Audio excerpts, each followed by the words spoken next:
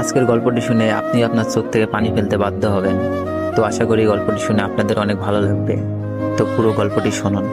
আমার পাশের বাসার একটা মেয়ে, নাম মিম, আর আমার নাম ইমু। মিম আর আমি দুইজনেই খুব ভালো বন্ধু, বলতে পারেন একজন আরেকজনকে ছাড়া চলে না। হঠাৎ করে একদিন আমি মিমকে মজা করতে করতে বললাম, মিম, আই লাভ ইউ। ও বলে, শোন ইমন, আমি তোকে ভালোবাসতে পারবো না, তুই শুধু আমার বন্ধু। এই কথা বলেই চলে গেল, আটকাতে পারলাম না। এভাবেই দিন যেতে লাগলো, কিন্তু মিম তো আমাকে ভালোবাসে না। কি যে করি। বলতে বলতে মিমের ফোন। ওই ইমন, কি করছো? তোর কথাই ভাবছিলাম মিম। চুপ থাক, খাইছস? না, তুই খাইছস মিম? হ্যাঁ খাইছি।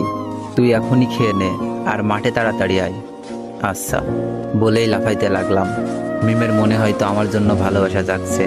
তাড়াতাড়ি খেয়ে গেলাম, গিয়েই বললাম, কিরে মিম, হঠাৎ জরুরি তলব?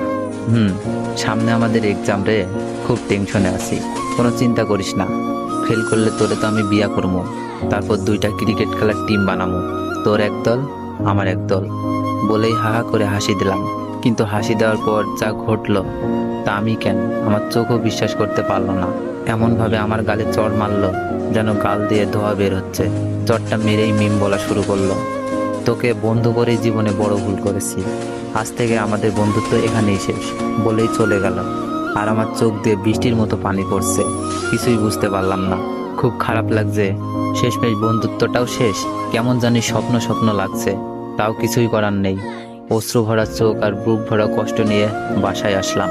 এসেই শুয়ে পড়লাম। বালিশটাও ভিজে গেছে। পুরনো স্মৃতিগুলো মনে পড়ছে। প্রতিদিন ওকে ফোন দিয়ে ঘুম পাড়ানো, ঘুম থেকে জাগাতাম। দিনে কমপক্ষে 100 বার ফোন আর মেসেজ তো আছেই। সব স্মৃতিগুলো মনে পড়ছে। আমাদের বন্ধুত্ব শেষ হলেও আমি ঠিক আগের মতোই ফোন দিতাম, মেসেজ দিতাম। মিম খুব বিরক্ত ফিল করতো, তারপরও কথা বলতে চাইতাম। হঠাৎ একদিন দেখলাম মিম পার্কে বসে এক ছেলের সাথে হেসে হেসে কথা বলছে, যেন কলিজাটা ছিঁড়ে যাচ্ছে। তাই বাসায় এসে পড়লাম। বুকটা ব্যথা করছে, তাই ভাবলাম মিমকে একটা ফোন দিই। অনেকবার কল হওয়ার পর রিসিভ করলো।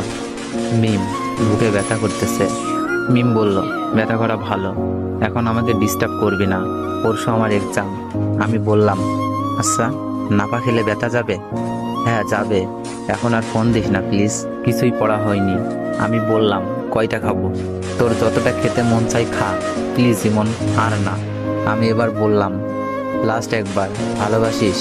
মিম এবার বলল, ইমন, এইসব কথার কোনো মানেই হয় না, আমরা জাস্ট ফ্রেন্ড।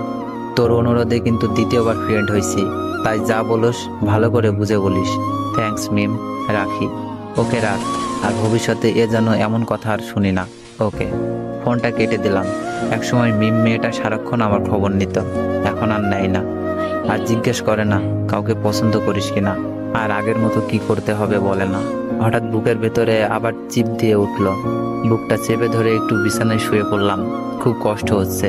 আবার বিছানা থেকে উঠে আমাকে নাপা খেতে হবে। কয়টা খাবো? মিম তো বলেই দিয়েছে যতটা ইচ্ছা খেতে পারে।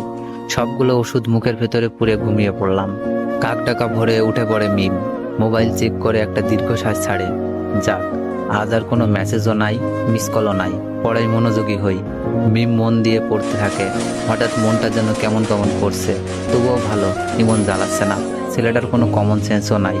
যখন তখন ফোন দিয়ে বলে, মিম, এইটা হয়েছে, এখন কি করব? ওইটা হয়েছে, বোরিং। কয়েক ঘন্টা কেটে গেলেও মিমের মোবাইলে আলো জ্বলছে না। হঠাৎ মোবাইলে মেসেজ টোন বেজে উঠল। মিমের কাছে বোরিং হ্যাপি দুইটাই লাগলো। মেসেজ অন করেই হতাশ হয়। রবি সিম কোম্পানির SMS। রবি সিমকে কয়েকশো গালি দেয় সে।